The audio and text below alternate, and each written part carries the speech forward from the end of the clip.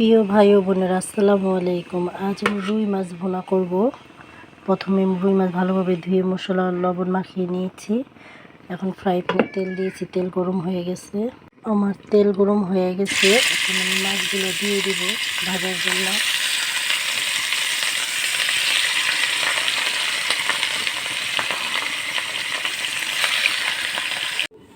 আমার মাছ ভাজা হয়ে গেছে। এখন কড়াইতে তেল আর পেঁয়াজ দিয়ে দিব। আমি তেল দিয়ে দিয়েছি, এখানে কিছু পেঁয়াজ কুচি আর কাঁচামরিচ দিয়ে দিব। আমার এখানে পেঁয়াজ ভাজা হয়ে গেছে। এখন আমি 1 চামচ আদা বাটা, 1 চামচ রসুন বাটা, হাফ চামচ হলুদ মরিচ ধনিয়া গুঁড়ো দিয়ে দিচ্ছি। পরিমাণ মতো পানি দিয়ে দিচ্ছি। এখানে আমি মাছ দিয়ে দিব, পরিমাণ মতো ঝোল দিয়ে দিচ্ছি। এখন আমি মাছ দিয়ে দিচ্ছি।